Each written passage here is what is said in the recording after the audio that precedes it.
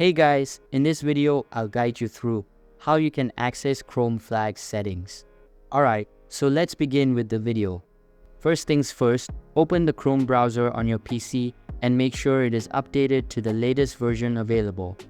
After that, click on the top search bar and type in chrome://flags. Once done, give it a go and the Chrome flags webpage will open up.